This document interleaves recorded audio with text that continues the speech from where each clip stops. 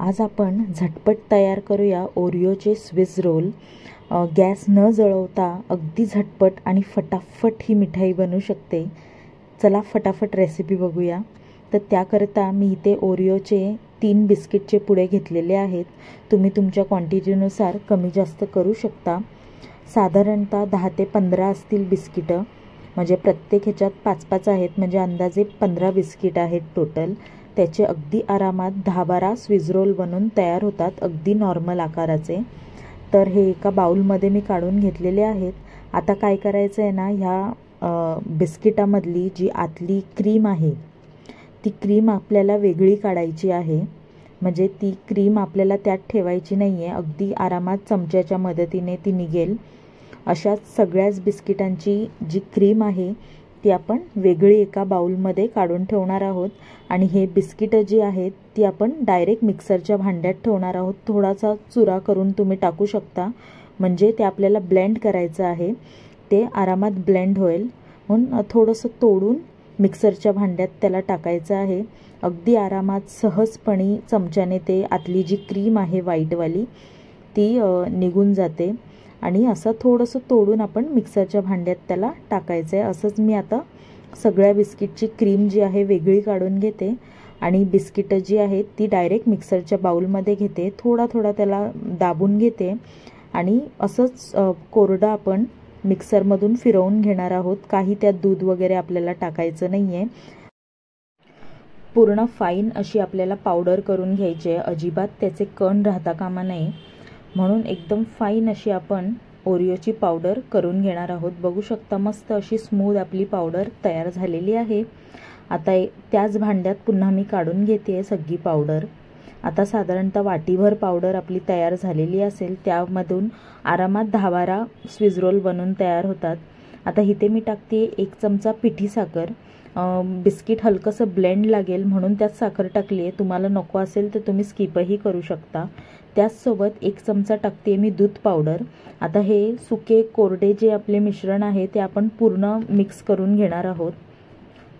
छानपैकी सगळं सगळीकडे ब्लेंड झालं ना की आता टाकायचं आहे 1 ते 2 चमचे दूध।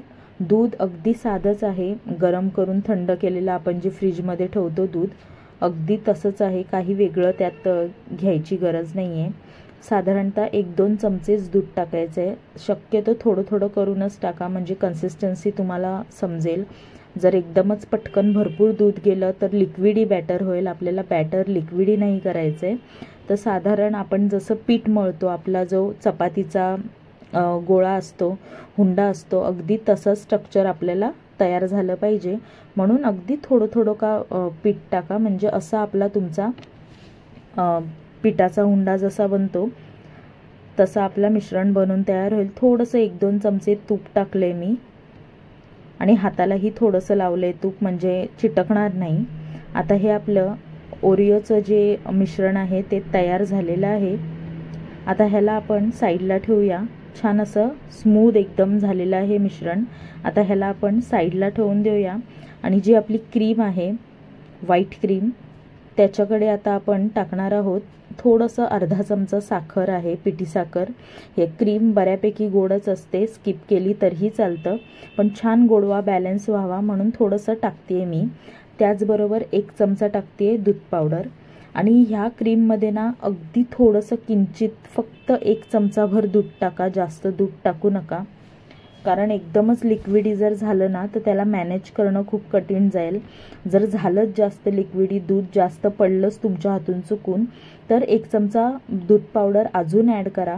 म्हणजे असं आपल्याला मिश्रण जे आहे जास्त लिक्विडी नको आहे, छान त्याच्यात सेट झालं पाहिजे असंच हवं आहे। म्हणजे घट्टसर आपल्याला मिश्रण तयार करायचं आहे, म्हणून फक्त 1 चमचाभर दूधच टाका आणि छान त्याला मिक्स करून घ्या। आता हे बघू शकता छान असं क्रीमी आपलं मिश्रण तयार झालेलं आहे। ह्याला आता साईडला ठेवूया आणि इथे मी एक घेते बटर पेपर। जर असा बटर पेपर नसेल तर तुम्ही प्लास्टिकची कोणतीही शीट घेऊ शकता। त्यावर हलकंसं 1-2 थेंब मी तूप टाकते, म्हणजे आपलं मिश्रण जे आहे पेपराला चिटकणार नाही। छान पसरवलं आहे सगळीकडे। आणि पहिलं तर आपलं ओरिओचा बिस्किट जो आहे ब्राऊन, तो मिश्रण घ्यायचा आहे आणि ह्याला आता लाटून घ्यायचं आहे. तर लाटण्यालाही थोडंसं तूप लावून घेते, तुपाचा हात फिरवते फक्त, जास्त काही नाही. आणि बऱ्यापैकी आपण मिश्रणातही तूप घातलेलं आहे म्हणून जास्त काही चिटकत नाही. आता ह्याला इव्हनली आपण स्प्रेड करून घेऊया, हलकंसं पातळसर असं लाटून घेऊया.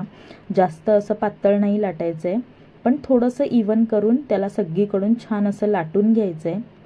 बघू शकता मस्त असं लाटून घेतलेलं आहे. त्यात आता मी टाकते व्हाईट क्रीम आपली आणि छान अशी पसरवून घेते सगळीकडे. आता हे जे मिश्रण आहे ना अगदी परफेक्ट बनतं, काही तुमचं उरणार नाही त्यात, की क्रीम उरणार नाही की आपलं ब्राऊन मिश्रण उरणार नाही, सगळं त्यात बरोबर मॅनेज होऊन जातं. आता सगळीकडे छान आपण व्हाईट क्रीम जी आहे पसरवून घेतलेली आहे. आता आरामात त्याला आतमध्ये घट्टसर असं फोल्ड करायचं आहे, जसं आपण अळूवडी फोल्ड करतो तशी अगदी घट्टसर हा रोल जो आहे आपण फोल्ड करणार आहोत. बघू शकता छान असं स्मूथली फोल्ड झालेला आहे. आता हे मिश्रण जे आहे ना ह्याच बटर पेपरमध्ये रॅप करून 10 ते 15 मिनटं आपण फ्रीज करून घेणार आहोत. तर 10-15 मिनटानंतर छान असं फ्रीज झालेलं आहे. बऱ्यापैकी आपलं रोल जे आहे सेट झालेलं आहे. आता ह्याला बटर पेपरमधून काढूया. छान बघू शकता मस्त असं 10-15 मिनटंच ठेवायचं आहे, जास्त वेळ ठेवू नका, नाही तर मग कडक होईल. आता तुम्हाला कट करून दाखवते मी. छान असा आपला मस्त स्विस रोल बनून तयार झालेला आहे ओरिओ बिस्किटचा. अगदी झटपट बनून तयार होतो. जर रक्षाबंधनला काय मिठाई करायची हे जर सुचत नसेल तर हे रोल्स अगदी झटपट बनतील. 10 ते 15 मिनटं पण लागणार नाही, इतक्या झटपट हे रोल्स बनून तयार होतील. आता छोटे छोटे वड्या पाडायच्या आहेत त्याच्या. आणि डिझाईन इतकी सुंदर आहे ना, मुलं बघून तर पटकन खुश होऊन जातील, इतकी सुंदर डिझाईन बनते. आणि एफर्ट्सही जास्त लागत नाही, झटपट बनलेला रोल आहे. 10 मिनिटात बनेल अशी ही मिठाई आहे. रक्षाबंधनला नक्की ट्राय करा. छान असं मस्त ओरिओचे स्विस रोल, झटपट आणि फटाफट काहीतरी वेगळं.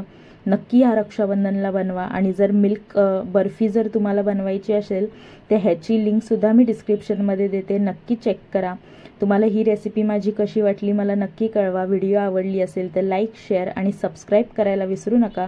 पुन्हा भेटूया एका छानशा आणि नवीनशा रेसिपीसह.